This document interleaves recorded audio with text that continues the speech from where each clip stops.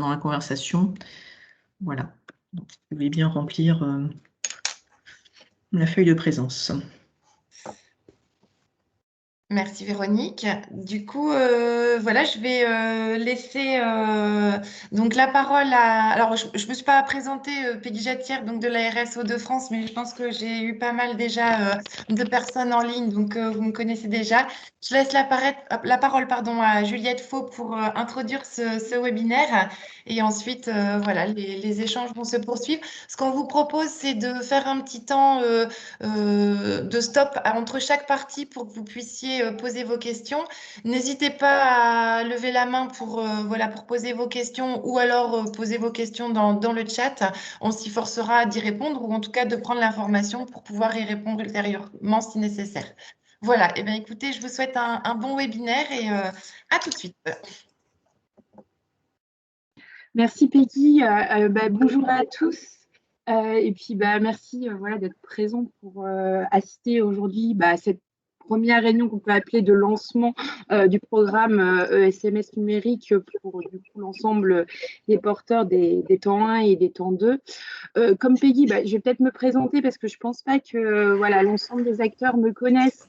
Vous avez plutôt au sein du service SI de l'ARS des contacts privilégié avec Peggy Jatière, qui est notre chargée voilà, de mission dédiée au programme SMS numérique, et peut-être également aussi avec Emmanuel Gilbert, qui, chez nous, a de nombreuses casquettes, bien sûr, mais il a celle voilà, de référent de l'offre médico-sociale.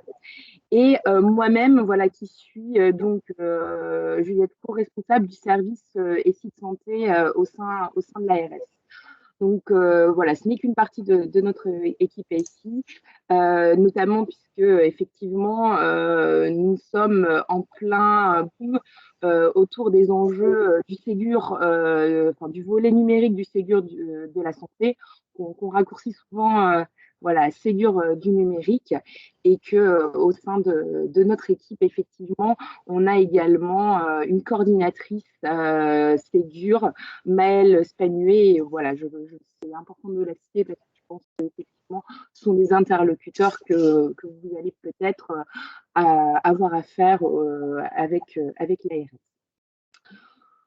Voilà un petit peu, donc du coup, pour rappeler ce contexte, je pense que sur l'ordre du jour, voilà, aujourd'hui, c'est de vous présenter le contexte national du programme SMS numérique et comment il s'intègre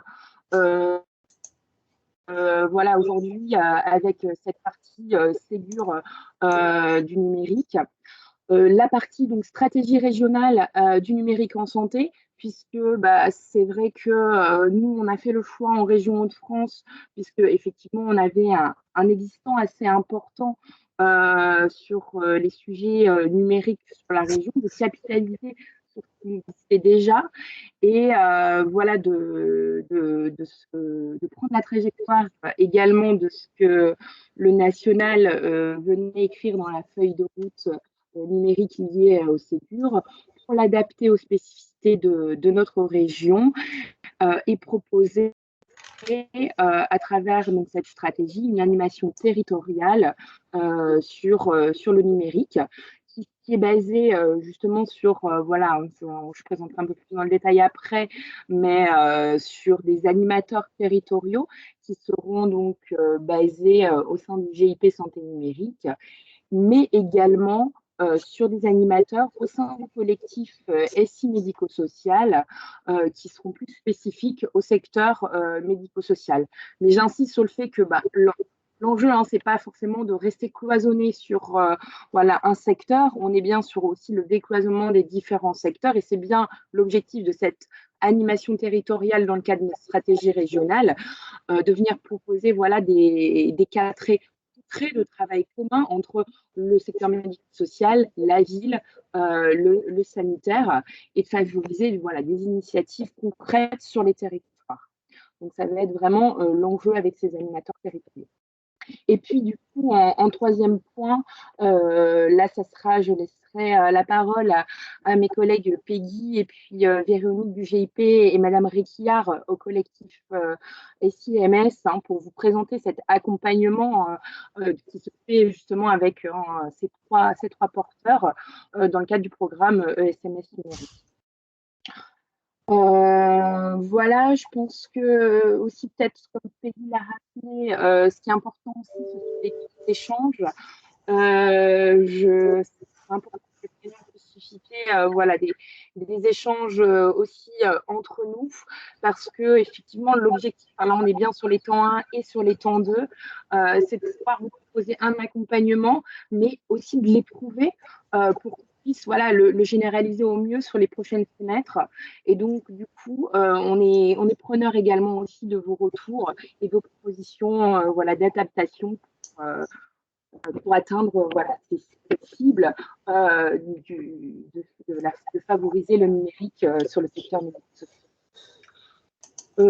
Voilà un petit peu ce que j'avais à vous dire. Là, je relaisse peut-être la main à Peggy pour le contexte national. Merci Juliette. Merci. Alors, juste peut-être quelques petits rappels parce que certains d'entre vous ont peut-être déjà vu une partie de la présentation dans le cadre des webinaires dédiés à l'instruction. Juste vous rappeler en fait l'origine donc initiale du programme qui s'inscrivait donc dans l'action 21 de la feuille de route Ma Santé 2022. Voilà, donc ça c'était un des premiers points. Et dans cette action 21, en fait, le DUI, donc le dossier usager de l'informatisé, est bien au cœur en fait du programme, avec un certain nombre d'objectifs initiaux. Donc, c'était franchir une première étape en matière d'équipement et d'infrastructure, puisque certaines structures n'étaient pas encore équipées de DUI. Se doter d'un DUI avec des fonctions clés urbanisées avec l'écosystème. Donc, on est bien d'accord, hein, le DUI, c'est bien le cœur du programme. S'inscrire également dans le respect d'urbanisation cible de la doctrine technique. Donc, je vous rappelle, hein, c'est la fameuse maison de Dominique Pont, que je n'ai pas reprise ici, mais qu'on a déjà pu vous présenter à de multiples reprises. Et également franchir des exigences organisationnelles, c'est-à-dire de tendre vers des mutualisations de travaux, donc travaux menés à la fois dans le cadre de pilotage de projets, de déploiement de projets, mais également de mutualiser en fait des ressources et des compétences SI. Donc à cela, à cette feuille de route est venu compléter cette feuille de route le Ségur numérique de la santé en juillet 2020. Donc ce Ségur a été un moment clé pour le système français et a permis aux différents acteurs de se réunir autour d'une même table et d'identifier en fait les principales pistes de modernisation et de mettre en place un certain nombre d'actions qui se sont structurées autour de 4 piliers. Donc, ils ne sont pas cités là, mais je vous les rappelle. Donc, le pilier 1, de transformer les métiers, revaloriser les soignants. Pilier 2, définir une nouvelle politique d'investissement et de financement au service de la qualité des soins. Pilier 3, c'était simplifier les organisations et le quotidien des équipes de santé.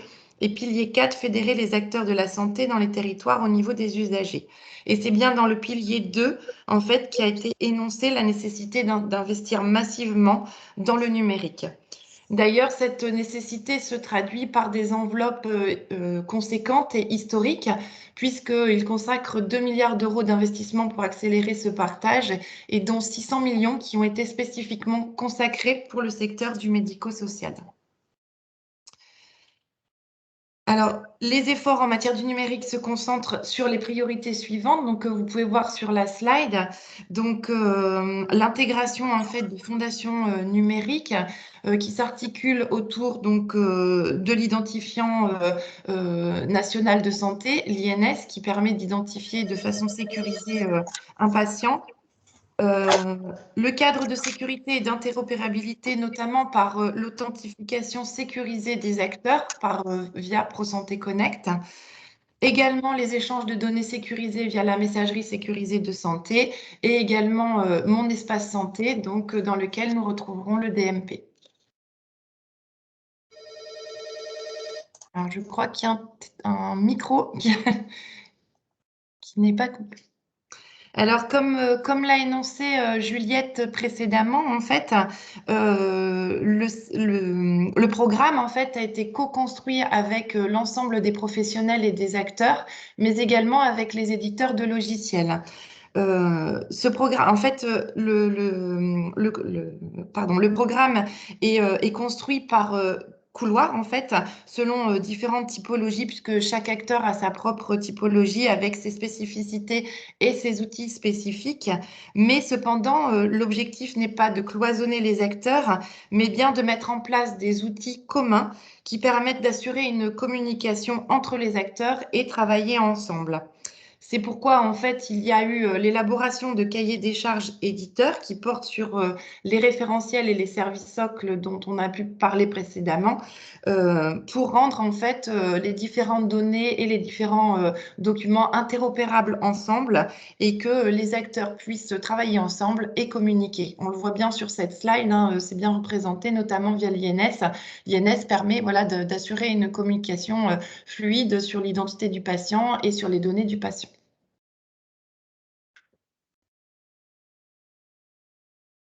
N'hésitez pas, hein. Alors, comme nous l'avons dit précédemment, donc le Ségur de la santé et du numérique en santé s'adresse à l'ensemble des établissements et à l'ensemble des établissements médico-sociaux. Alors, établissements sociaux, pardon, et médico-sociaux. Donc, en tant qu'établissement, l'acquisition ou la mise à niveau de votre DUI, en fait, est pris en charge par l'État. La version à jour en fait de votre DUI vous permettra donc de fluidifier, sécuriser les informations, favoriser les échanges et le partage de données via les outils numériques et entre les acteurs. Donc, qu'est-ce que va apporter le référencement dit Ségur, c'est-à-dire l'engagement des éditeurs à respecter un cahier des charges strict dans le cadre du Ségur? Donc, qu'est-ce que ce référencement Ségur va pouvoir garantir aux établissements sociaux et médico-sociaux? Donc, une meilleure gestion de l'accompagnement de l'usager et de la coordination des acteurs, donc via la mise en œuvre de différents blocs fonctionnels des dossiers usagers informatisés. Également, elle va permettre l'intégration donc dans votre outil et dans votre DUI, l'intégration de documents de santé ou de données numériques, j'ai envie de dire, quelle que soit leur provenance, mais du moment qu'elles soient sécurisées. Donc, une intégration de ces données sécurisées dans votre outil. Et inversement, vous allez pouvoir produire et envoyer en fait des documents et données numériques de façon sécurisée vers le DMP. Cela va permettre également l'échange de données et de documents entre les acteurs et de façon sécurisée, comme on l'a déjà dit, via la messagerie sécurisée de santé. Alors, un petit zoom sur le calendrier. Donc, voilà, que vous connaissez déjà, puisqu'on a déjà eu 2 temps, en fait, pour atteindre ces objectifs. En fait, la phase d'amorçage du programme ESMS numérique s'est caractérisée pardon, par 2 fenêtres d'appel à projet qui se sont déroulées à peu près d'avril 2021 et octobre 2021 pour la deuxième phase. Et aujourd'hui, donc, nous sommes dans le cadre de la phase de généralisation. Donc, avec une parution de la nouvelle instruction, on espère pour fin février 2022. On n'a pas de date exacte à vous communiquer, mais là, nous sommes bien dans la phase de généralisation. Vous avez pu participer donc aux 2 temps d'appel à projet, des temps 1 et des temps 2 de la phase d'amorçage du programme SMS numérique. Donc, un petit rappel sur les enveloppes dédiées à ces 2 temps de phase d'amorçage dans le cadre du programme. Donc, pour le temps 1, donc de février à avril, vous avez pu bénéficier, en fait, la région a pu bénéficier d'une enveloppe de 2 millions d'euros pour accompagner le déploiement des projets sur les Hauts-de-France. Et sur le temps 2, donc l'enveloppe s'était considérablement améliorée puisqu'on avait une enveloppe d'environ 6 300 000 euros dédiés à l'accompagnement des projets dans les Hauts-de-France. Donc, voilà, vous avez pu bénéficier des financements du temps d'amorçage. Ces modalités de financement vont être un petit peu différentes dans la phase de généralisation. Donc, voilà, on voulait quand même vous présenter ces nouvelles modalités de financement. Donc, il y aura toujours une part de financement apportée dans le cadre du programme ESMS numérique, avec une partie des financements donc dédiés à l'équipement des structures pour les acquisitions ou le renouvellement des solutions DUI. Donc, par contre, ce financement sera versé directement à l'éditeur et un financement qui sera dédié à l'usage, donc permettant aux établissements d'accompagner le changement de pratique et de les aider à utiliser le DUI vers de nouveaux usages et services numériques. Et à ce financement, donc intégré dans le programme SMS numérique, viendra s'ajouter un financement dans le cadre du programme SONS. Donc, c'est ce que je vous expliquais tout à l'heure. Donc, un financement directement destiné aux éditeurs, dit entre guillemets référencé Ségur, puisqu'on a tendance à l'appeler comme ça, c'est-à-dire répondant à un cahier des charges spécifique au respect des services et référentiels socles. Dans ce cadre, l'État paye directement l'éditeur pour la réalisation de prestations d'équipement de logiciels commandées par les acteurs du médico-social et réalisées à leur bénéfice. Donc, l'éditeur devra répondre à un cahier des charges, le cahier des charges qui est appelé DSR, donc dossier de spécification de référencement. C'était juste pour vous exposer les nouvelles modalités de financement et bien entendu, vous n'êtes pas concerné par ces modalités de financement puisque voilà, vous avez eu des enveloppes qui ont été versées dans l'intégralité donc aux porteurs de projets. Donc voilà pour le contexte national et comment l'imbrication en fait du programme SMS numérique de son origine et puis couplé ensuite et imbriqué dans le Ségur numérique de la santé. Et voilà, je vais repasser du coup la parole à Juliette. Alors, est-ce que vous avez des questions sur cette partie-là? Je ne sais pas s'il y a des questions dans le chat.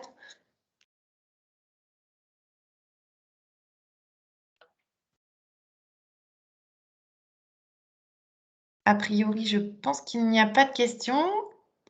Je refais juste un petit point, n'hésitez pas à aller renseigner l'attestation de présence. Je me fais aussi le relais pour les personnes qui ont pu arriver en cours de route.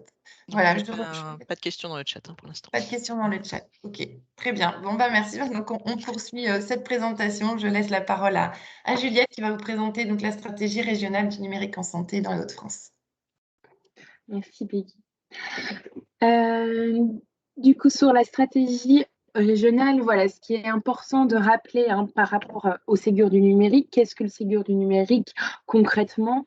Ça se traduit par vraiment 3 priorités qui sont demandées voilà, aux acteurs de la région, que sont l'ARS, l'assurance maladie et le grade aussi en tant qu'assistance à la maîtrise d'ouvrage de la région, et qui vont travailler ensemble autour de ces 3 grandes priorités pour atteindre la maturité de cette feuille de route du numérique en santé. Donc, les 3 grandes priorités, ça va être du coup le déploiement de ces services socles.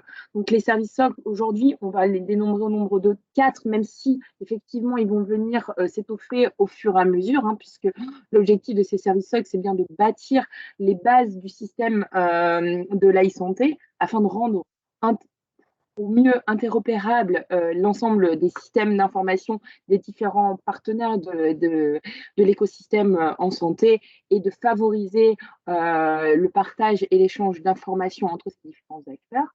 Donc, les services socles sur lesquels on va se focuser pour le moment, ce sont bien l'identifiant national de santé, donc l'INS, afin d'avoir une identité unique voilà, du patient entre l'ensemble des acteurs de cette écosystème de santé. ProSanté Connect pour permettre voilà, une authentification des professionnels de santé le plus simple possible sur l'ensemble des systèmes d'information qu'ils vont pouvoir utiliser. Donc, vraiment de simplifier la vie au quotidien des professionnels de santé. Et des outils justement de favorisation voilà, de ce partage et cet échange, que sont la messagerie sécurisée de santé et le DMP, qui sont donc les outils pour les professionnels de santé et pour le patient, qui vont se traduire par l'accès à mon espace santé. Donc ça, c'est une des deuxièmes vraiment priorités du Ségur du numérique, c'est le déploiement de mon espace santé, où le patient va pouvoir venir retrouver dedans les documents de son DMP et également pouvoir venir échanger avec voilà, des professionnels, ou plutôt des professionnels vont pouvoir venir demander des informations aux patients via cette messagerie sécurisée que l'on décline dans mon espace santé comme une messagerie sécurisée citoyenne. Donc voilà, ça c'est donc je reviens pas sur la e-prescription et sur l'application, enfin la dématérialisation de la carte vitale, qui sont pour le moment des services SOC qui sont pas encore matures, mais qui vont faire partie justement quand même du déploiement des services SOC dans le cadre du Ségur du numérique, puisque le Ségur numérique va continuer quand même encore sur 2022 et 2023, puis il y en a après sur les différents services qui pourront être mis en place par le national.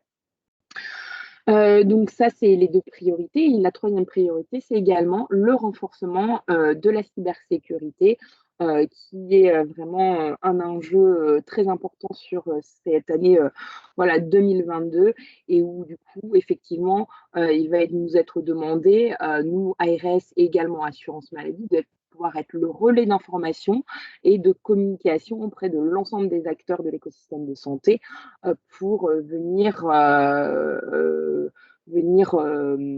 passer les bons messages sur les bonnes actions d'usage justement de ces systèmes de santé, et faire de la prévention autour de la sécurité de ces systèmes d'information.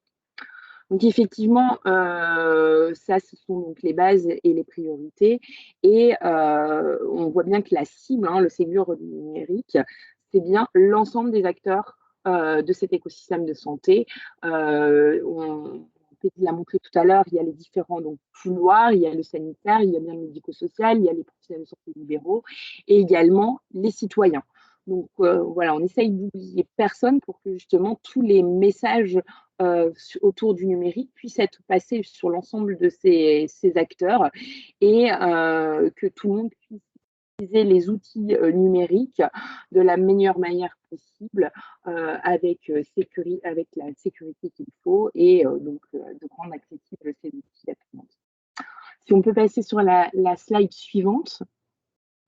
Donc, concrètement, pour l'ARS, pour l'assurance maladie, voilà, l'atteinte de ces trois grandes priorités, elle se décline en 4 grands objectifs. Le premier, c'était de pouvoir bâtir une feuille de route commune, assurance maladie, ARS, GRAD, sur laquelle on s'entend sur cette stratégie, on va dire, régionale, sur le numérique que l'on peut mettre en place. Effectivement, je parle du Ségur, je parle justement de ces 4 services socles, mais ce n'est pas que ça. Donc, c'est vraiment pouvoir avoir une feuille de route numérique, notre voilà, schéma, on va dire, directeur sur la région, sur ce que l'on va faire autour du numérique sur la région sur les prochaines années. Et de pouvoir donc bâtir cette feuille de route autour d'une animation territoriale, afin de favoriser justement, donc ça c'est l'objectif aussi numéro 2, la culturation, la sensibilisation et l'information auprès des différents acteurs sur ces services numériques, sur mon espace santé, de pouvoir venir expliquer à quoi ça sert. Effectivement, mon espace santé est un outil développé par l'assurance maladie, mais au service de l'ensemble des secteurs. Et l'ARS accompagne l'assurance maladie dans le déploiement de mon espace santé auprès de l'ensemble des partenaires qui peuvent travailler avec l'ARS. Donc, sur cette phase-là, c'est vraiment de pouvoir identifier les bons partenaires qui vont justement être ces relais d'information pour pouvoir toucher tout le monde, et de pouvoir répondre aussi à toutes les questions que peuvent susciter également le déploiement de ces nouveaux services. Donc, le troisième objectif, justement, une fois qu'on a parlé, informé exactement tout le monde, concrètement, comment on déploie au sein de ces systèmes d'information ces services. Et là, c'est là où on est également accompagné par le GRAD, qui va accompagner les structures à ce niveau de maturité de leur système d'information, pour justement voilà, bien utiliser l'IMS, bien utiliser Prospect Connect, alimenter le DMP, utiliser la messagerie sécurisée de santé.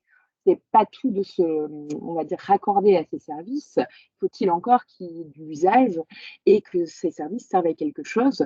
Donc effectivement, avec cette animation territoriale que l'on souhaite mettre en place sur la région, c'est justement de identifier des réels cas d'usage concrets de ces services et de pouvoir du coup favoriser leurs usages autour de ces cas d'usage-là concrets.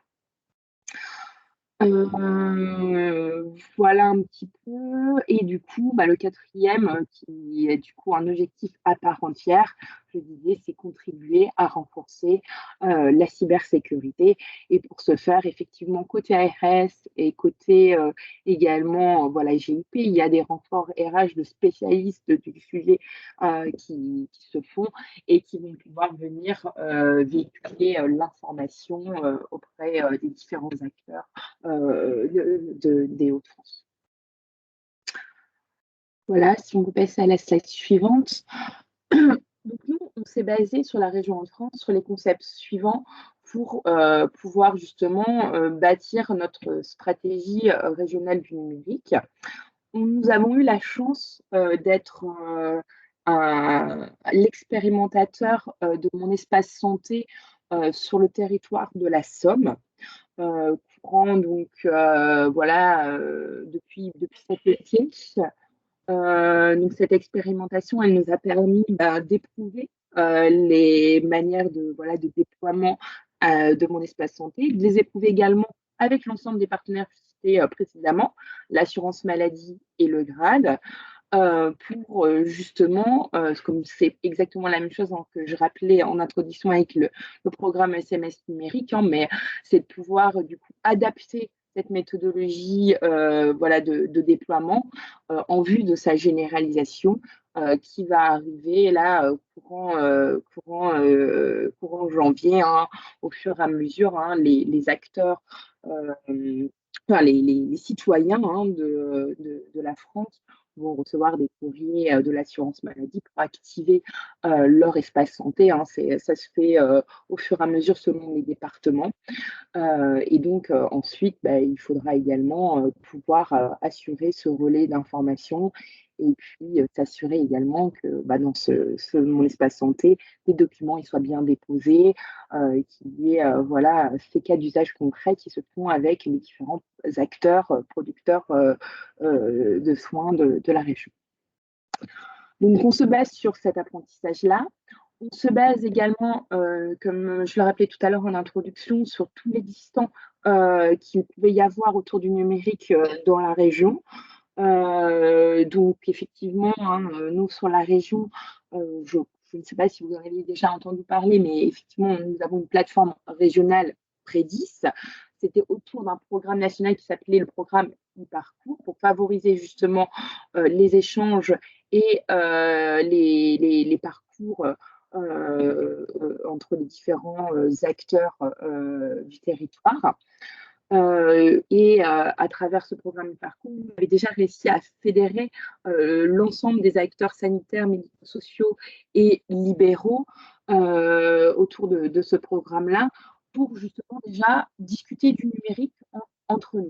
Donc, on se base sur cette organisation-là qui avait déjà été mise en place, ces référents qu'on avait déjà identifiés à travers le programme e-parcours, pour un petit peu refondre voilà, notre gouvernance et notre stratégie du numérique et du coup attaquer ce gros volet du Ségur du numérique. On se base également sur une coordination, un travail très étroit entre l'ARS, l'assurance maladie et le GRAD. C'est un petit peu nouveau aussi ces méthodes de travail voilà, tripartites. On a constitué une cellule de coordination régionale Ségur du numérique pour avoir les mêmes messages, passer, voilà, savoir aussi, voilà, quand voilà, l'assurance maladie va travailler auprès des libéraux, les éléments de langage qui peuvent être données, ben, qu'on puisse avoir, nous, les mêmes auprès des établissements sanitaires et médico-sociaux. Voilà, c'est vraiment cette coordination pour avoir tous ensemble le même message sur la région. Et puis piloter cette animation donc, territoriale qui se base sur des territoires d'animation numérique, on va appeler les TAN si on souhaite. Ces territoires d'animation numérique, ils sont des territoires issus en fait de la coordination durant la crise Covid. C'était des territoires d'animation en santé. C'était déjà des acteurs qui avaient l'habitude de travailler donc, entre eux. Et donc, du coup, on a repris ces territoires sur cette animation numérique et également sur, voilà, je parlais de Prédis, e-parcours. On travaillait déjà avec ces territoires-là de manière voilà, informelle. Donc, effectivement, on reprend cette existence sur ces territoires. Et au sein de ces territoires seront nommés au sein du CRAD des animateurs territoriaux qui auront à la charge voilà, d'animer le numérique avec l'ensemble des acteurs. Donc, animer le numérique, ça voudra dire vraiment quoi? C'est-à-dire qu'eux seront vraiment à la charge d'aller voir l'ensemble des acteurs, de savoir quel est leur niveau de maturité au sein de leur système d'information, quels sont les points de blocage qu'ils vont pouvoir rencontrer, et ils les transféreront vers les bons relais. C'est-à-dire que voilà, un établissement médico-social qui aura peut-être voilà, certaines difficultés pour peut-être alimenter voilà, le DMP, il aura un relais qui l'accompagnera vraiment sur le DMP pour justement checker les bons prérequis d'alimentation pour le DMP. Et ça, du coup, c'est l'animateur territorial qui va favoriser cet accompagnement sur le territoire. Il est là aussi pour favoriser les initiatives, être à l'écoute de son territoire et pouvoir identifier les partenariats qui veulent se mettre en place entre les différents acteurs et voilà, lui donner les bons outils pour pouvoir répondre à ces différentes initiatives territoriales. Donc, voilà, quand j'ai dit ça me permet de renvoyer sur cette équipe numérique régionale, c'est-à-dire qu'au sein des différents acteurs sanitaires, médico-sociaux, professionnels de santé libéraux et même usagers, hein, on a des relais numériques à travers des fédérations, à travers des partenaires, à travers des acteurs aussi qui seraient voilà, proactifs et qui voudraient travailler sur le numérique. Et c'est ce qu'on a appelé cette équipe numérique régionale. Nous, ce qu'il faut, c'est qu'on puisse savoir lorsqu'on adresse un acteur, eh ben, quel est justement notre référent. Ce n'est pas forcément un expert du numérique, c'est un référent qui va être voilà, capable de relayer ce message sur le numérique auprès des acteurs de son même, on va dire, couloir, si je reprends les mots voilà, du national. Mais voilà, c'est de pouvoir avoir ces relais numériques sur les différents territoires et qu'ils puissent pas vraiment prêcher la bonne parole, hein, c'est plutôt voilà, être au courant des différentes nouveautés et pouvoir alerter l'ensemble voilà, des acteurs de ce pouvoir sur les différentes nouveautés sur le numérique en ce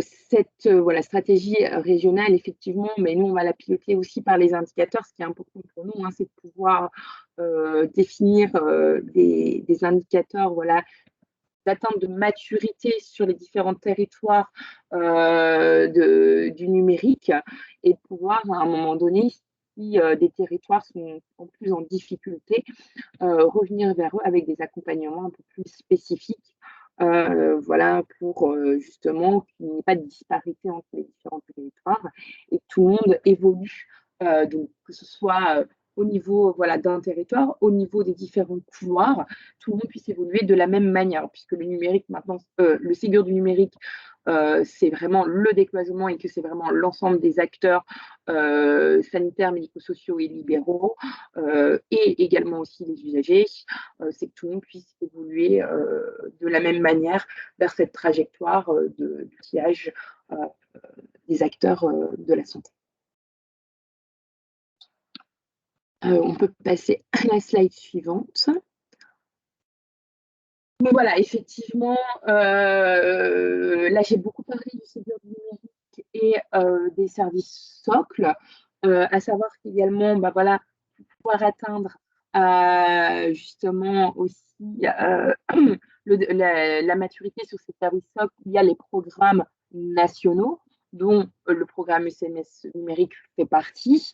Il y a également pour le sanitaire le programme Open, hein, qui voilà, depuis un moment et qui est du coup également un peu à l'instar du programme SMS numérique, la maturité des SI des établissements de santé, et un nouveau programme également arrivé pour le secteur sanitaire qui est le programme SONES, qui est, ah oui c'est vrai que bon, c'est sur la slide suivante, donc c'était fait dans le titre, le programme SONES qui est du coup l'alimentation donc du DMP et l'usage de la messagerie sécurisée de santé.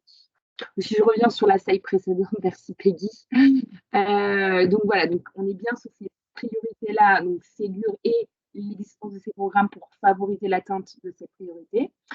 Ce qui ne veut pas dire qu'un établissement qui n'est pas dans un programme ne peut pas atteindre voilà, les priorités, il ne peut pas travailler sur les priorités, il ne fera pas partie de l'accompagnement territorial. Non, l'accompagnement territorial, c'est sur l'ensemble des établissements de la région. Et également, donc, du coup, ce qu'on a souhaité, hein, c'est se dire que effectivement, le numérique, ce n'était pas forcément que le Ségur, c'est également aussi tout ce qui existe déjà. Donc, par exemple, également la télésanté, donc faire avancer aussi les acteurs sur ces sujets-là, et également continuer à favoriser cette boîte à outils, on va dire, régionale qui est en place via Prédis, mais pas que, voilà, tous les outils régionaux qui existent, continuer à les favoriser par cette animation territoriale. Voilà, je pense que j'avais à dire, et effectivement, bon, voilà, sur les programmes, à savoir que bah, voilà, SONES un petit peu a démarré un peu comme SMS numérique, on n'est que sur la première fenêtre, donc en rodage, et puis effectivement, voilà, ça. Quelques dossiers ont été déposés. Bon, là, c'est vrai que la scène n'est pas forcément à jour, mais voilà, on a déjà eu les résultats sur le temps 1 et puis du coup, le temps 2 va arriver. Voilà, je pense que c'était terminé sur la partie de présentation du Ségur numérique. Est-ce qu'il y a des questions? Alors, n'hésitez pas pour les questions. Oui, apparemment. Il y a une question ici, Madame Jatière. Allez-y, allez-y. Dans l'amphi.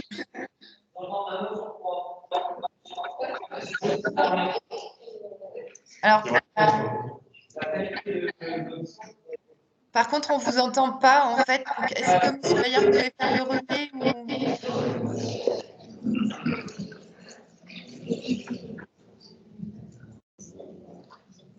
Vous m'entendez ou pas? On vous entend, mais de très loin, donc du coup, on ne comprend pas bien les questions. Alors, Christophe, il faudrait que la personne vienne parler devant le micro. Oui, merci. Ouais. Je crois que c'est Madame Faux, comment entendez-moi peut-être hein? Oui, Madame Faux, vous entendez moins bien. Madame Jatière, je pense qu'on entendait correctement, même là-haut. Alors, il faut venir un petit peu plus bas, c'est peut-être par rapport Alors, moi, j'entends très bien Monsieur Bayard. Si vous pouvez répéter la question près du micro et j'essaierai de répondre. C'est juste un problème technique de Madame Faux qu'on entend vraiment très très mal. Donc, D'accord. Et donc, on a entendu qu'un mot sur 3, a priori, sur son intervention. D'accord, ok. Est-ce que c'était pour tout le monde ou pas? Non. Peut-être une question de fluidité. Non, moi, c'était bon. D'accord. Ouais, de notre côté, c'était bon aussi, Juliette.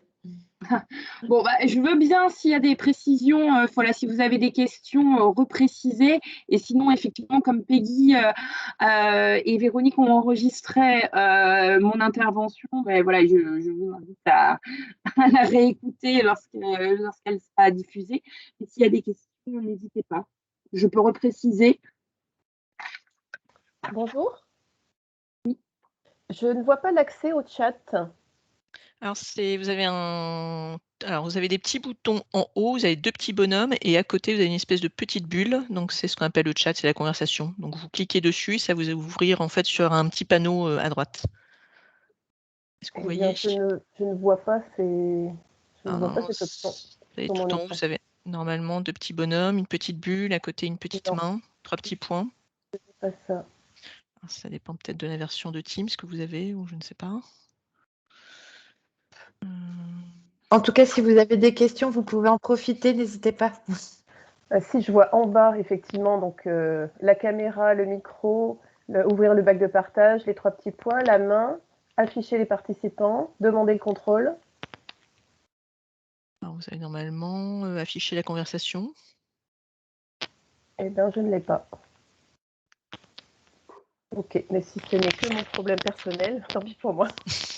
Mais n'hésitez pas à prendre la parole, hein, levez la main et poser Oui. vos questions oralement, c'est pas de Merci en souci. tout cas. Alors, de ce fait, Monsieur Bayard, je pense qu'il y avait des questions de votre côté. Est-ce que vous pouvez nous reformuler les questions afin qu'on puisse y répondre?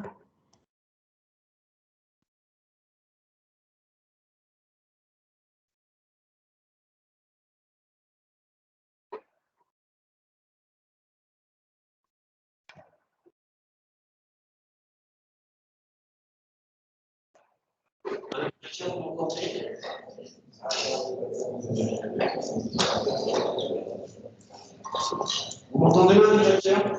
Oui, on vous entend. Non, il n'y a pas de questions ici dans la salle pour l'API. Très bien, merci. Bon, bah, du coup, s'il n'y a pas de questions, bah, voilà. Mais merci de m'avoir écouté. Et effectivement, je le rappelais en introduction, voilà, pour coordonner en fait le Ségur du numérique, on a chez nous une coordinatrice qui s'occupe du Ségur, qui est Maëlle, qui pourra aussi du coup voilà, répondre aussi plus clairement à vos questions.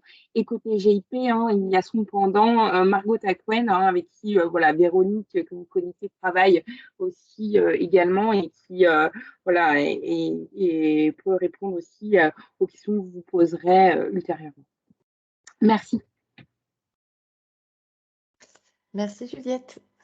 De ce fait, je vous propose de poursuivre juste pour un petit focus sur cette slide-là. Donc, le programme nous a permis de retenir effectivement 6 dossiers sur le temps 1 et 13 dossiers sur le temps 2, ce qui représente au total 365 établissements répartis PAPH et domicile, en sachant que voilà, ces données sont à consolider avec les établissements qui ont postulé dans le cadre de l'appel à projet national. Voilà, et alors en fait, chaque ARS s'est vu confier un appel à projet national, voilà, qui concerne plusieurs établissements partout en France, mais dont des établissements concernent les Hauts-de-France. Voilà, je vous propose du coup de poursuivre sur l'accompagnement régional dans le cadre du programme.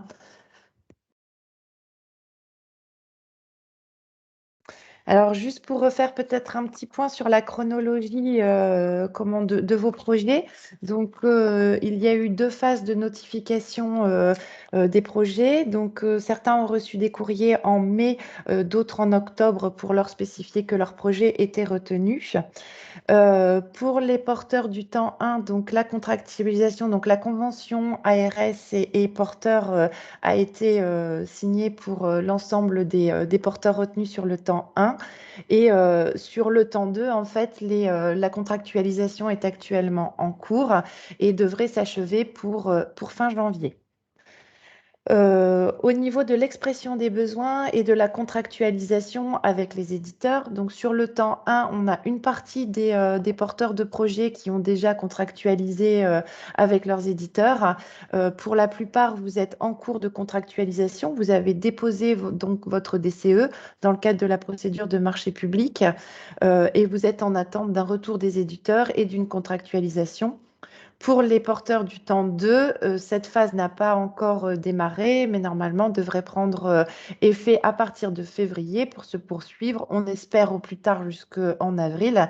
Alors, on est bien conscient qu'effectivement, ça dépend aussi des délais imposés par le RESA et puis voilà le temps que les éditeurs puissent vous répondre. Mais on espère que vous puissiez contractualiser avec vos éditeurs d'ici la fin avril. En tout cas, nous pourrons bénéficier donc du retour d'expérience des porteurs du temps 1 qui, eux, ont contractualisé pour la plupart avec leurs éditeurs. Au niveau de la phase de paramétrage, j'ai envie de dire que pour certains des porteurs du temps 1, ça a déjà commencé. Pour d'autres, ça va arriver. Et pour le temps 2, cette phase de paramétrage va se poursuivre en 2022. Et pour le développement des usages, je pense que nous commencerons tous en même temps, porteurs du temps 1 et du temps 2. Et d'ailleurs, des actions sont prévues pour vous accompagner justement sur le développement de ces usages. Alors, dans le cadre de l'accompagnement territorial, il nous semblait important de vous faire un rappel sur les acteurs institutionnels et leur rôle. Donc, pour le programme SMS numérique, donc la gouvernance au niveau national, c'est la CNSA donc, qui assure le pilotage opérationnel du programme avec l'appui donc technique de l'ANS et l'ANAP. Donc, l'ANS et l'ANAP qui vous fournissent beaucoup d'outils pour vous permettre le déploiement de vos projets et vous accompagner et vous acculturer et également former. Et également la DNS, donc qui assure quant à elle le pilotage stratégique du programme. Au niveau de la gouvernance du territoire, donc comme l'a dit Juliette, voilà, le Ségur du numérique sur le territoire est copiloté avec l'assurance maladie, donc avec effectivement un accompagnement par l'ARS, donc un pilotage plutôt institutionnel des projets SMS numériques. Sans oublier les conseils départementaux qui, eux aussi, sont associés au déploiement des projets et puis au programme dans les Hauts-de-France. Et également donc l'accompagnement de proximité assuré également par le GIP Santé Numérique Hauts-de-France. Donc, on reviendra sur la présentation des acteurs ultérieurement et les collectifs au niveau national et plus particulièrement le collectif SI médico-social dans les Hauts-de-France. Donc, je reviens sur une diapo qui vous a été présentée, en tout cas, je pense, pour les porteurs du temps 2, sur la présentation des rôles de chacun, plutôt dans le programme SMS numérique. Donc, le rôle, je commence par l'ARS. Donc, dans le programme, dans la phase de candidature et d'instruction, donc l'ARS a assuré donc un rôle de communication, donc communiquer sur les nouvelles instructions, sur les appels à projets et le déroulé des appels à projets. Assurer donc la transmission des informations complémentaires, donc assurant la bonne compréhension en fait des éléments de l'instruction, donc à la fois sur les critères d'éligibilité, la constitution de GRAB. Je vous rappelle que pour pouvoir postuler à l'appel à projet, vous avez dû constituer des GRAB d'un minimum de 15 établissements et un accompagnement également sur l'élaboration du plan de financement. Nous avons apporté une aide donc aux porteurs pour déposer les dossiers dans l'outil PAI numérique et nous étions là également pour vous demander des compléments d'information. Nous avons même pu échanger en amont du dépôt des dossiers sur vos projets afin que ces projets soient le plus complets possible. Nous avons également eu un rôle d'accompagnement dans une phase qui n'était pas une phase minime, puisqu'elle a représenté un temps conséquent de part et d'autre, à la fois pour les porteurs, mais à la fois aussi pour les acteurs, donc GIP collectif et ARS, donc la phase de procédure de marché public. voilà, en transmettant du mieux que l'on pouvait les informations et les supports de communication par rapport à cette phase de procédure de marché public et également apporter des réponses et des conseils dans la constitution de ce dossier. D'ailleurs, on y reviendra après, mais il y a eu un atelier qui a été organisé en tout cas pour les porteurs du temps 2 sur cette procédure de marché spécifique puisqu'on avait déjà les retours d'expérience du temps 1, donc on a pu réagir et mettre un accompagnement adéquat par rapport à cette procédure. Et un accompagnement également dans la phase de mise en œuvre des projets, donc avec, comme on le disait, un accompagnement au cadrage des projets, c'est-à-dire qu'on a pu mener des entretiens préalables pour compléter les projets et apporter des compléments d'information. Nous nous efforçons d'assurer donc un suivi et un accompagnement face aux problématiques rencontrées et répondre au maximum aux questions que vous pouvez vous poser.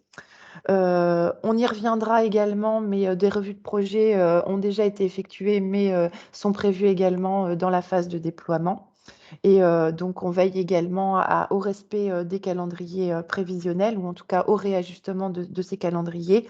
Et également, on assure un suivi donc, du déploiement des crédits en adéquation avec les critères de conventionnement et des critères d'usage renseignés ou que vous allez être amené à définir et à renseigner dans le cadre de la convention. Donc, nous ne sommes pas tout seuls pour vous accompagner. Donc, de multiples acteurs sont présents dans le cadre de ce programme. Donc, notamment le collectif SI qui est composé de plusieurs fédérations. Je vais laisser Madame Réquillard vous présenter le collectif SI plus en détail. Le GIP Santé Numérique Hauts-de-France également qui est là pour vous accompagner. Donc, également un autre acteur, donc le GCS Amétique, mais également en support technique et en appui technique. Donc l'ANS et l'ANAP, avec bien entendu des enjeux partagés par les différents acteurs. Donc l'objectif est de ne laisser personne en route, c'est-à-dire d'embarquer dans le programme et le virage numérique un maximum d'acteurs, y compris en fait des établissements sociaux et médico-sociaux autonomes ou des petits établissements. De proportionner les actions au regard des besoins. C'est pour ça que toutes les actions que nous avons pu mener ou que nous menons encore, en fait, ont pour objectif d'adapter les accompagnements à vos besoins et rechercher en permanence les complémentarités, donc l'objectif du partage d'expérience et de la méthodologie de travail.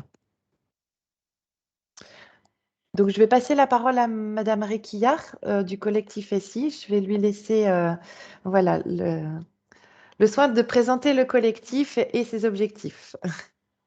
Merci beaucoup. Bonjour à tous et je m'excuse de mes quelques minutes de retard parce que j'ai une autre réunion qui m'a retenue.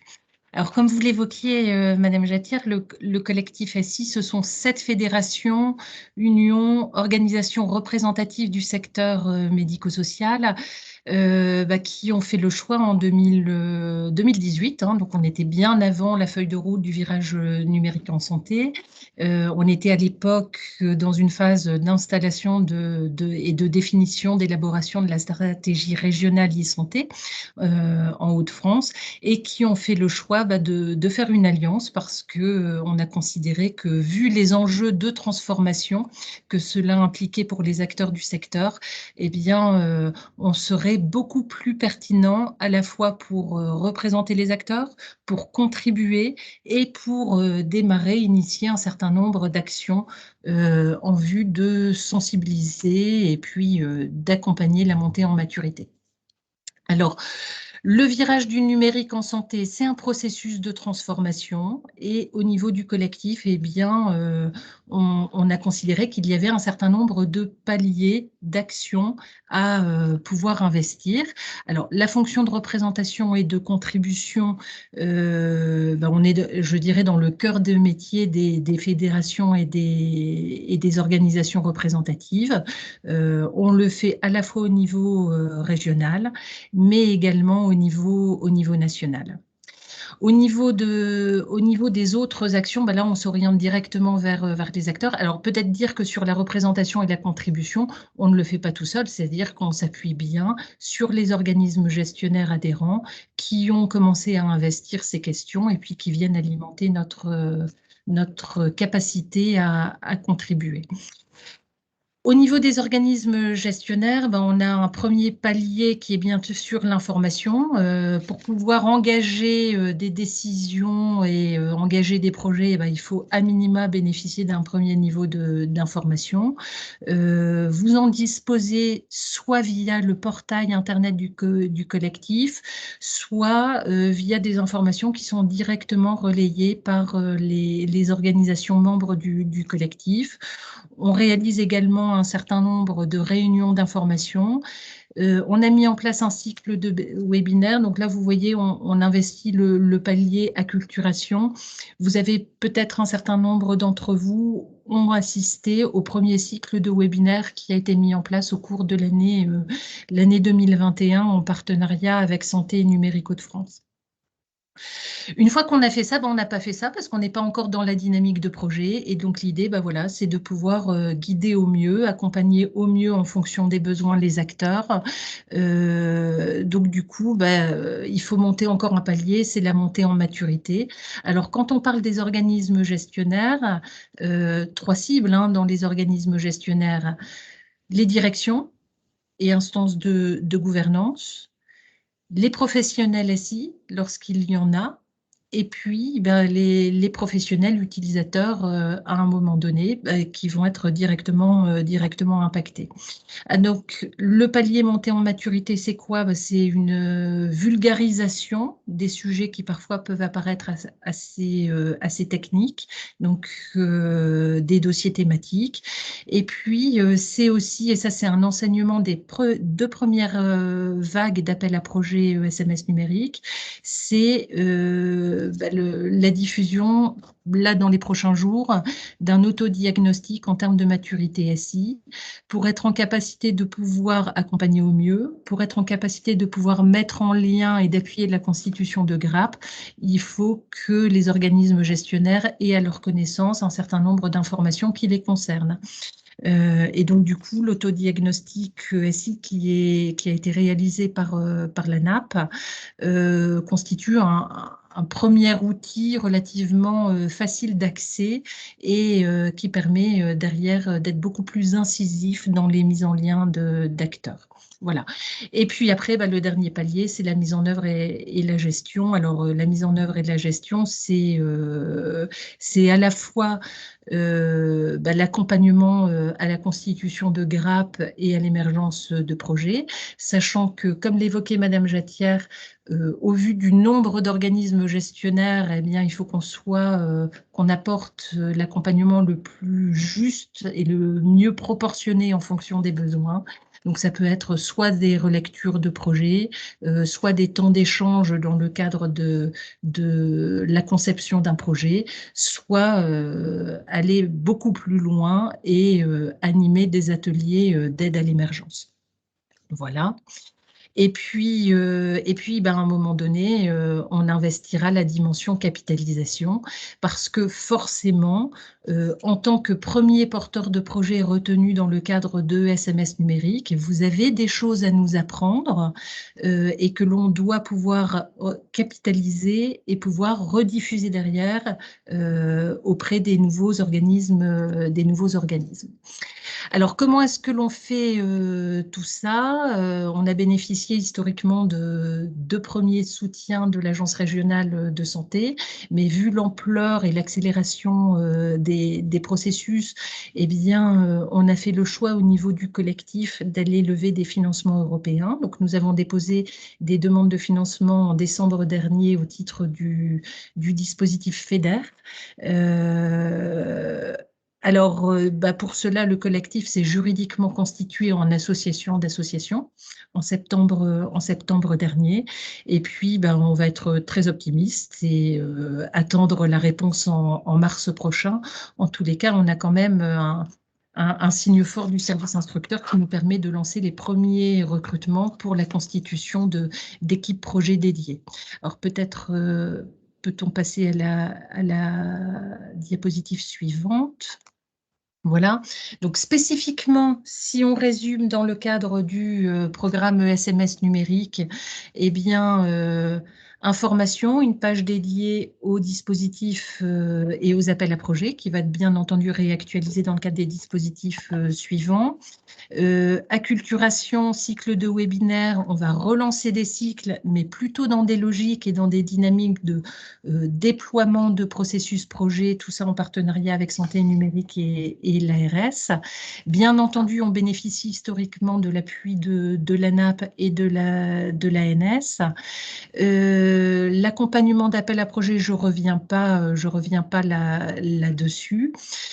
Sur les phases de marché, ben, on est où on sera diffuseur d'informations.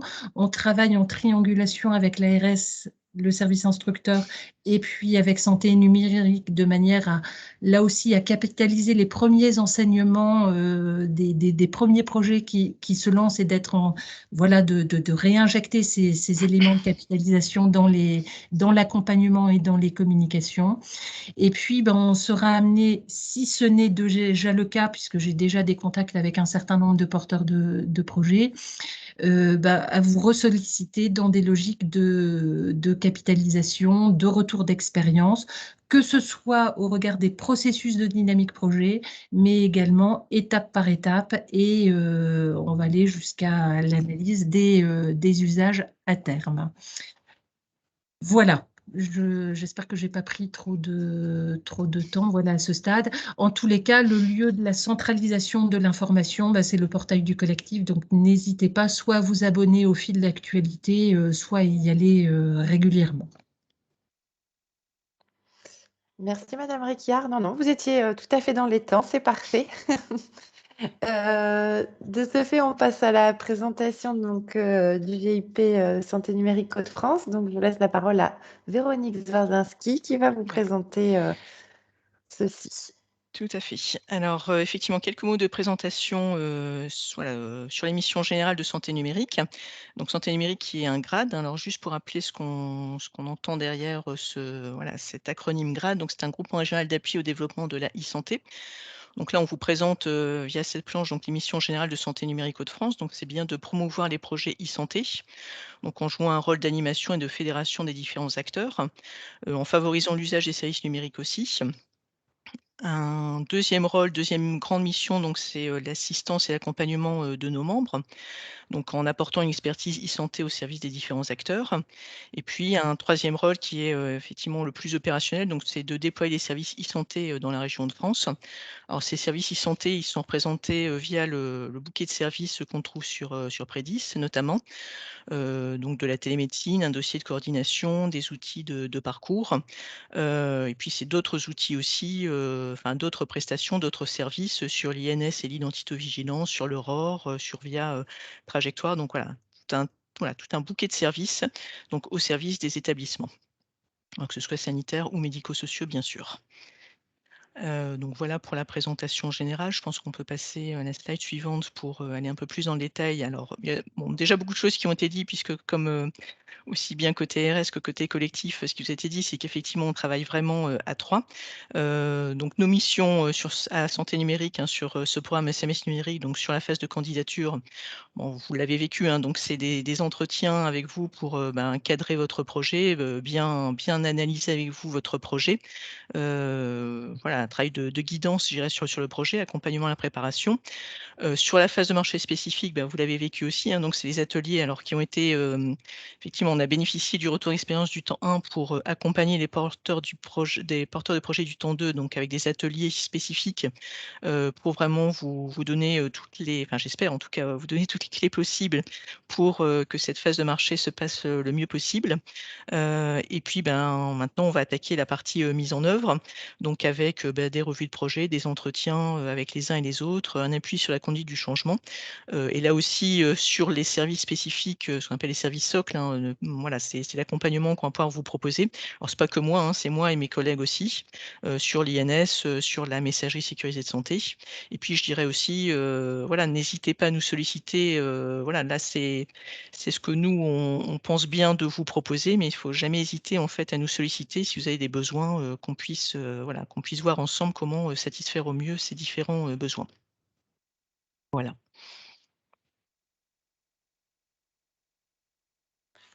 Merci Véronique. Alors, je ne sais pas si vous avez des questions à ce stade ou pas s'il y a des questions dans le Il chat. n'y a pas de questions dans le chat, mais peut-être des questions oralement. Des réactions. Ah, on a j'ai eu un message, il me semble, sur le Oui, chat. il y a effectivement, J'ai fait que je l'entends. tout à fait. Donc un merci au collectif ESSI pour l'accompagnement, voilà, Madame Riquière et Monsieur Petit, on peut les citer, effectivement Monsieur Petit aussi, pour l'accompagnement et l'élaboration du projet. Donc message de Madame Billeret. C'est important de signaler aussi. Ça fait toujours plaisir. De ce fait, je vous propose de continuer donc sur notre accompagnement au niveau du territoire. Donc, comme vous l'avez bien compris, puisqu'on l'a répété à de multiples reprises, et c'est vraiment une information très importante. Donc, l'accompagnement est le fruit d'une collaboration tripartite. Donc, ça nous paraissait aussi important de vous exposer comment on s'était organisé entre acteurs pour pouvoir vous accompagner au mieux. Donc, nous avons mis en place donc, une cellule de pilotage donc, qui était quand même déjà existante auparavant, mais voilà, auquel nous nous sommes intégrés. Donc, bien entendu, il y a un COPIL que l'on nomme COPIL SIMS avec la participation des 3 acteurs de façon élargie et plus opérationnellement parlant, la mise en place d'un COMOP en fait, qui nous permette de suivre l'avancée des différentes actions. Mise en place de nombreuses réunions de travail communes, donc qui nous ont permis de construire les différents outils que l'on a pu vous proposer. Et une chose également importante à évoquer, ce sont nos ateliers de travail entre ARS et GRAD, ateliers qui sont pilotés par la CNSA, donc qui sont le lieu où on peut collecter en fait un grand nombre d'informations concernant les projets, mais également le moment où on peut remonter les informations et les difficultés rencontrées par les porteurs afin que la CNSA ou d'autres acteurs puissent y répondre. Et voilà, donc c'est à ce moment-là où on soulève pas mal de questions spécifiques, donc notamment par exemple sur la procédure de marché public pour ne pas la citer. Donc c'est lors de ces ateliers de travail où on a pu avoir une partie des réponses à vos questions.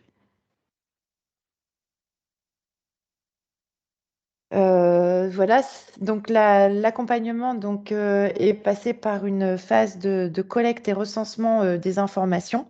Donc, afin de pouvoir vous retranscrire en fait ces informations de façon uniforme et cohérente.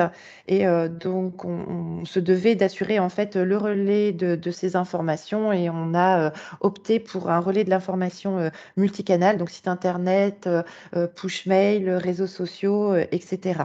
Donc voilà, et le but c'est de donner donc les bonnes informations et de vous diriger vers les bons outils qui vous permettent de déployer vos projets.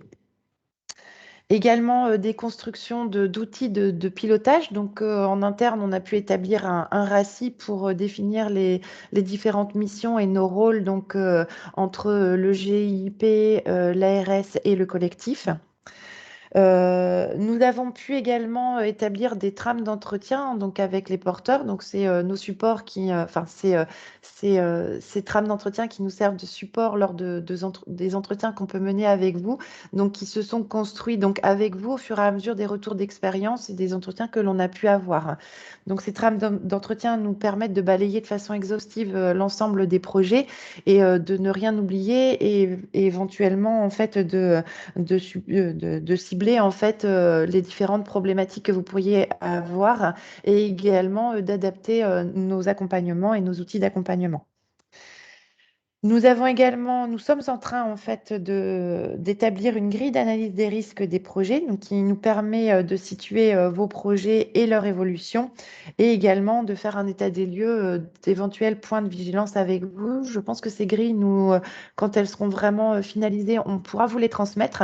Donc vous pourrez les utiliser également pour situer vos projets, et ce sera aussi une bonne base de réflexion pour les entretiens que l'on pourra mener dans la phase de déploiement des projets.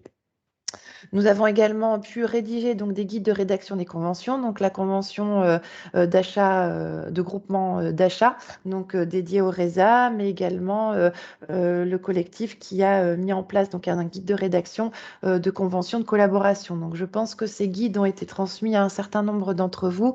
Si vous ne les avez pas et si vous en avez besoin, n'hésitez pas à revenir vers nous pour qu'on puisse vous les transmettre. Donc, on assure également un suivi des projets donc, par le biais d'entretiens bilatéraux avec chacun d'entre vous et également donc, la mise en place d'ateliers entre les porteurs retenus. Donc, déjà, certains ateliers ont été mis en place avec des thématiques notamment sur la procédure de marché public et on se propose donc, de vous faire un petit focus sur ces ateliers puisque ça va être une méthode d'accompagnement à venir.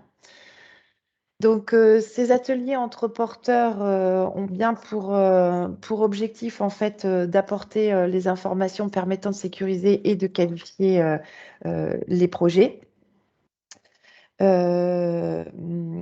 Également d'initier une dynamique de partage d'expériences et de méthodologie de travail, mais également de construire des outils communs qui vous permettent de déployer au mieux vos projets. Et ces ateliers ont également pour objectif de répondre à vos nombreuses questions par rapport à vos projets, que ce soit des questions institutionnelles ou vraiment des questions opérationnelles.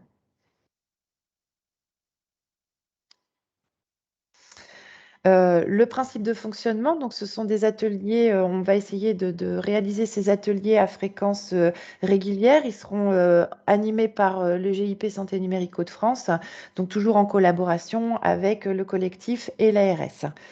Donc, une participation des référents des projets retenus. Il y aura également une acculturation en amont sur les sujets abordés. Donc, on vous demandera vraisemblablement de visionner un certain nombre de webinaires avant d'arriver dans les ateliers pour que vous ayez un minimum d'informations essentielles pour pouvoir échanger sur les sujets abordés. Les ateliers se feront également sous forme d'exercices pratiques. En fait, vous aurez des devoirs à réaliser pendant ces ateliers. On s'oriente sur des choix de thématiques très opérationnels, donc concrets et vraiment dans le cœur du déploiement du projet. Et voilà, avec un principe de fonctionnement toujours basé sur l'échange, le partage et le retour d'expérience. Donc, en général, en fait, nous allons mixer en fait les typologies d'établissements. Voilà, c'est l'orientation que l'on a prise pour l'instant. Il se peut que par la suite, on dissocie en fait les typologies d'établissements puisque vous avez des spécificités par rapport à vos fonctionnements. Aujourd'hui, c'est pas forcément l'actualité, mais ça se dessinera par la suite et au fur et à mesure de la mise en place de ces ateliers. Alors, un petit peu de teasing. Donc, les thématiques à venir, donc un premier atelier qui nous semble super important puisque aujourd'hui, vous vous êtes positionné sur des objectifs d'indicateurs d'usage prévisionnel, donc c'est bien de la prévision. Donc, ces objectifs vont être revus dans la convention ARS avec le porteur sous forme d'avenant. Donc, et pour vous aider donc à objectiver ces indicateurs, nous vous proposons un premier atelier sur les indicateurs d'usage, donc identification des cas d'usage et calcul des objectifs, le 22 février de 9h à 10h30. Voilà. Donc si vous pouvez bien retenir la date, tous. Alors, une invitation, forcément, vous sera envoyée avec voilà, les liens nécessaires pour les visios préalables. Et voilà. Mais à bien noter dans vos agendas. Voilà. Bien bloquer la date, merci. Un autre atelier, donc, par la suite, suivra sur la production des indicateurs, donc plutôt vers la fin du déploiement des projets, donc, qui concernera les modalités de production de ces indicateurs et les freins que vous pourrez rencontrer. Peut-être qu'il n'y en aura pas, hein, on reste optimiste. Voilà, un atelier sur le pilotage de projets et le suivi des déploiements. Et également un atelier sur les documents de preuve que vous aurez à fournir auprès de l'ARS, donc pour justifier en fait des déploiements de projets. Donc il nous semblait important d'organiser un atelier sur cette thématique pour consolider justement les différents documents que l'on attend de vous sur tous les domaines, que ce soit la mise en place du DUI en fait effective ou même sur la valorisation des ressources humaines. Je sais que vous avez pas mal de questions par rapport à ça. D'autres thématiques, donc bien entendu sur la mise en place de l'INS, l'utilisation du DMP, enfin de la MSS et la production de documents dans le DMP, sur le RPPS+, donc soit de façon transversale, soit un atelier dédié au RPPS+, un atelier dédié à l'identitovigilance, donc plutôt sous forme d'échange de pratiques, et éventuellement un atelier dédié au cas d'usage lié aux plateformes régionales, notamment Prédis. Et bien entendu, en fait, les thématiques se construisent avec vous. Donc, si vous avez des thématiques que vous souhaitez aborder, surtout n'hésitez pas à revenir vers nous et à nous en faire part pour qu'on puisse organiser un atelier sur ces thématiques. Je ne sais pas, Véronique, si tu veux compléter sur les ateliers ou si c'était suffisamment explicite. De mon point de vue, c'était explicite. Après, il y a peut-être des questions. Ah, d'accord. Il y a peut-être des questions sur ces ateliers ou on attend la fin de la présentation comme... Oui, on verra. D'accord. Donc voilà, donc là, on vous a parlé spécifiquement donc, de l'accompagnement voilà, du T1 et du T2, l'accompagnement dans lequel vous êtes tous embarqués, en fait, entre guillemets, mais l'accompagnement va se poursuivre en phase de généralisation. Et en phase de généralisation, cet accompagnement va vous concerner, mais également l'ensemble des établissements sociaux et médico-sociaux qui ne sont pas encore engagés dans le programme SMS numérique. Donc, nous souhaitons bien évidemment poursuivre les entretiens de suivi à chaque phase clé du projet, donc qui correspondent entre autres aux différentes phases de paiement, hein. Donc, je vous rappelle, pour vous, c'est 40, 40 et 20. Donc, à la signature de la convention, à la fin du paramétrage de la solution et 20% pour le suivi des usages. La continuité donc, des ateliers interporteurs qu'on vous a présentés. L'organisation donc de webinaires par le collectif SI, donc dans un premier temps sur les thématiques identifiées, donc mon espace santé pour les établissements médico-sociaux, la généralisation de la messagerie sécurisée de santé, la matrice d'habilitation du DMP, un webinaire sur la cybersécurité, sur également l'hébergement des données de santé et la RGPD. Voilà, forcément des webinaires organisés par l'ARS sur la nouvelle instruction à venir. On se veut également donc d'intensifier le relais des informations, notamment sur les outils existants, donc ANAP ou ANS, et de vous communiquer les informations importantes par rapport à ces outils existants, donc via différents canaux, donc mail, site internet, réseaux sociaux. Donc également donc renforcer l'animation au niveau des territoires. Donc comme il a été expliqué précédemment dans le cadre du Ségur, donc l'animation passera par une animation territoriale, donc organisée donc par les animateurs territoriaux. Alors également sur l'initiative des différents acteurs, hein, notamment les structures. L'objectif, c'est vraiment un accompagnement de proximité dans le virage numérique avec l'ensemble des acteurs, basé sur le partage de la méthodologie, la mutualisation, éventuellement des rétex. Voilà, et des présentations sur des thématiques spécifiques. On vous en a parlé également tout à l'heure, donc identifier des promoteurs numériques, donc des acteurs du territoire qui se voudront, enfin qui seront là pour instaurer une dynamique également dans les territoires. Donc à ce jour, en fait, donc les missions en fait des promoteurs numériques sont encore en cours de rédaction. Par contre, on compte sur vos retours et sur vos suggestions justement pour définir le rôle de ces promoteurs. Il y a une charte qui est en cours de rédaction. Donc, c'est bien sur la base du volontariat. Donc, voilà, si vous sentez une âme de promoteur numérique, surtout, n'hésitez pas à revenir vers nous. Donc, voilà, et le but est vraiment d'instaurer une dynamique dans le virage du numérique et participer aux différentes animations territoriales. Comme vous l'a dit Madame Réquillard, donc une prochaine action donc, qui va être menée, donc ce sera une campagne d'autodiagnostic de maturité numérique, donc organisée par le collectif. Donc l'objectif, c'est de permettre aux structures d'avoir une lecture de l'état de maturité de leur SI.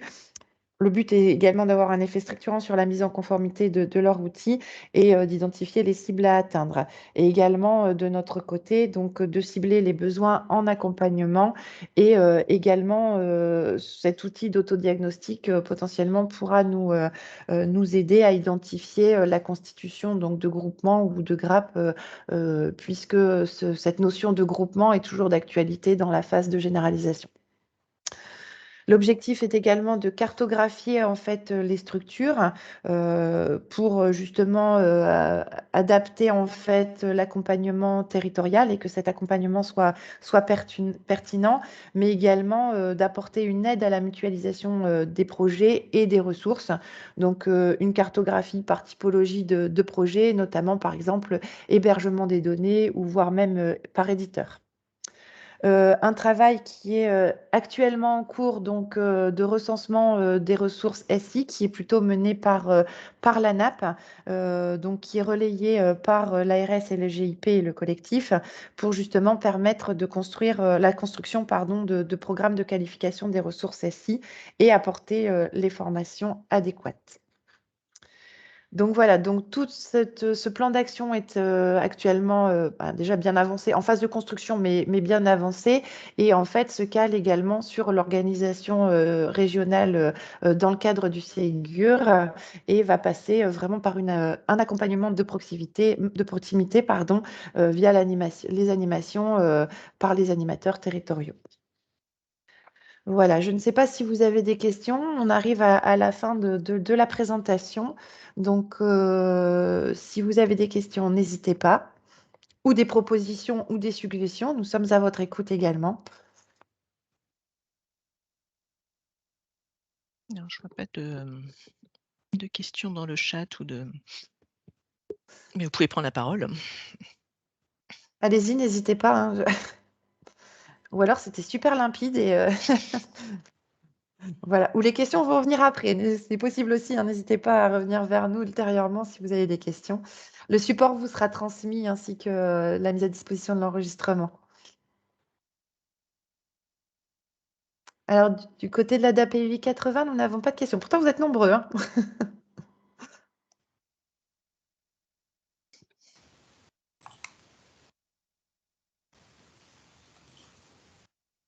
Est-ce que vous m'entendez, Madame Jatière?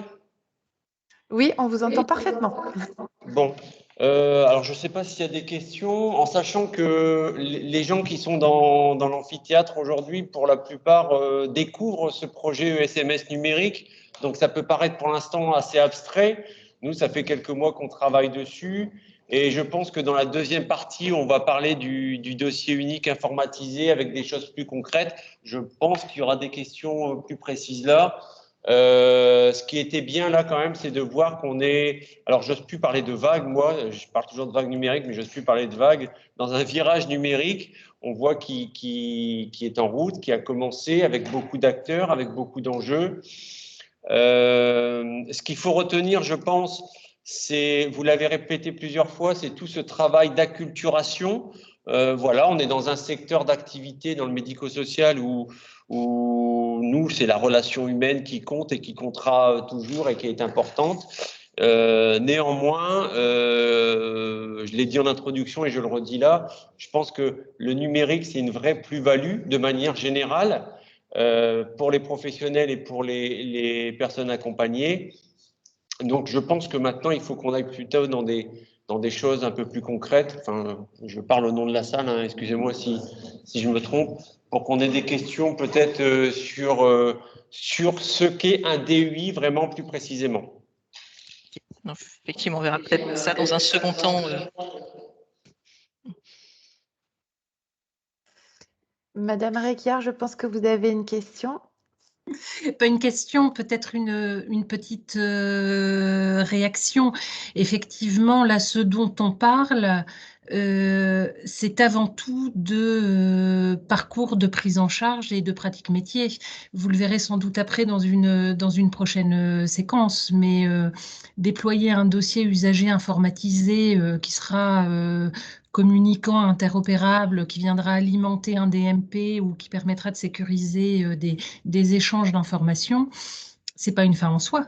En fait, la fin en soi, elle est bien de renforcer, de faciliter la coordination entre de multiples professionnels dans le cadre de parcours de santé individuels. Ces multiples professionnels pouvant être intramuros à l'organisme gestionnaire, mais à l'extérieur avec une médecine de ville, avec un hôpital ou encore d'autres acteurs. Donc, effectivement, quand on parle de SMS numérique, d'un point de vue plus macro, ça peut paraître totalement abstrait, mais dès que vous allez rentrer dans le processus de projet, eh bien, on rentrera dans la question des pratiques, des usages, de à quoi ça sert, pourquoi faire, qui peut utiliser quoi, dans quelles conditions d'exercice, et donc du coup, forcément derrière, quel impact sur les organisations, sur les pratiques professionnelles. Ceci n'occulte pas derrière qu'il y aura bien entendu à gérer des questions de systèmes d'information, d'infrastructures, etc. Ça c'est certain. Mais on est bien sur un projet qui est ancré dans les métiers. Merci Madame Réquiard. D'où l'importance, je pense, de cet accompagnement de proximité et cet échange de pratiques, notamment dans le cadre des ateliers, en fait, pour se concentrer sur les usages et les métiers. Alors, nous avons tenu le timing. Il est 10h27. Parfait. Donc, je pense qu'il y a une autre question. Alors, Monsieur Berthe, oui. Oui, bonjour Philippe Berthe, Papillon Blanc de Dunkerque. J'ai juste une petite question qui est un petit peu, qui va dire, pas forcément accessoire, mais on parle beaucoup de dossiers dossiers DMP, e-santé, etc. Est-ce qu'il y a une phase prévue pour l'accompagnement au numérique des personnes qu'on accompagne? Ou parce que un accès à l'information, les personnes qu'on accompagne doivent pouvoir aussi y participer et avoir aussi et avoir l'information. Est-ce qu'il y a une phase effectivement d'accompagnement sur l'accompagnement numérique des personnes accompagnées? Vous parlez des usagers. Il y a un vrai enjeu, hein, ce que vous évoquez au travers du déploiement de mon espace santé. Il y a un enjeu majeur qui est que l'espace numérique de santé individuelle soit approprié par les personnes qui sont directement concernés par cet espace-là. On a eu cet échange-là dans le cadre de la préparation du webinaire de retour d'expérience sur le territoire pilote de la Somme. On a identifié avec l'assurance maladie ce sujet à retravailler. Ça appelle plusieurs questions. C'est effectivement quel type de médiation il faut mettre en place pour faire en sorte que cet espace-là soit approprié par les personnes et leur écosystème. Puis je pense que ça appellera, tout reste à construire, Monsieur Berthe. Mais, oui, excusez-moi, j'ai été coupé, j'ai besoin d'un accompagnement numérique également, j'ai l'impression. J'ai été coupé et j'ai pas entendu votre réponse. Oui, je disais que tout reste à construire. Tout reste à construire, mais il y a effectivement un vrai besoin de médiation pour faire en sorte que mon espace santé soit approprié par les personnes concernées en premier lieu. Alors, je pense que ça va être la question de tous. Je parle sous le viseur de santé numérique, de l'ARS, etc. Absolument. Mais ça va être la question de tous et à tous les échelons de processus du projet. Ceci étant, je suis aussi convaincue que les établissements et services et les professionnels qui sont en contact direct, quels qu'ils soient, avec les personnes dans le cadre des parcours, vont, à leur mesure, investir une dimension de médiation à un moment donné. Après, ça n'empêche pas qu'il faille inventer, imaginer des espaces de médiation beaucoup plus structurés et beaucoup plus massifs. Mais c'est un vrai enjeu. On ne pourra pas se satisfaire juste d'un espace, d'un DMP alimenté par les professionnels. On se satisfera d'un DMP dans mon espace santé utilisé par les personnes et leur écosystème. Et merci Madame Récriard pour cette réponse. Et si je peux aussi compléter, parce que c'est vrai que c'est très important pour nous aussi cette dimension usagée. Et dans notre stratégie numérique, on ne les a pas oubliés, on les a identifiés comme étant un couloir, disons, à part entière.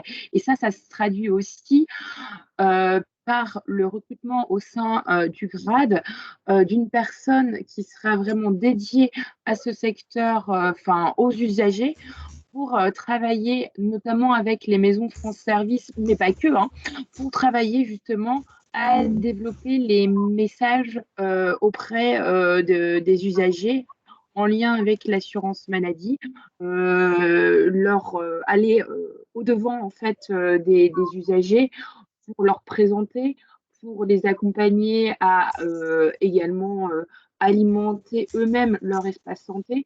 Enfin, voilà, donc toute ce plan d'action, on va dire, usagé, il est à construire, mais il y a déjà des ressources qui sont identifiées et qui vont travailler justement à cet accompagnement-là. Je vous remercie pour ces informations complémentaires. Merci. Mais je vous propose de conclure si vous n'avez pas d'autres questions. Donc, on vous a remis à la fin de la présentation les contacts et éventuellement les différentes sources d'informations. Nous vous remercions une nouvelle fois pour votre présence et puis nous vous souhaitons une bonne continuation dans le déploiement de vos projets. Et Juliette, je ne sais pas si tu voulais ajouter un mot de clap de fin ou si. Non, mais je pense que tout a été dit. Et puis, effectivement, merci à cette organisation, on va dire, tripartite, collectif SI, GIP et ARS. Je pense que c'est comme ça aussi qu'on atteindra nos objectifs sur le numérique, de pouvoir travailler ensemble sur ces différentes thématiques qui sont, comme on l'a pu voir là aujourd'hui, assez larges. Et on a vraiment des gros objectifs. C'est pas que on part de loin, mais il y a quand même beaucoup de matière à faire sur le numérique. Et je pense qu'on a maintenant une organisation et des partenaires qui sont sur ce territoire qui vont nous permettre d'atteindre ces niveaux de maturité. En tout cas, merci à tous d'être présents et puis bonne journée à tous. Merci.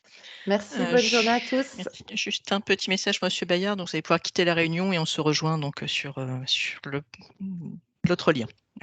Oui, et donc je fais suivre le message, Madame Sarzinski, à tous nos collaborateurs qui sont aussi en ligne à la d'API 80, de se déconnecter, de se reconnecter sur le deuxième lien qu'on leur a envoyé.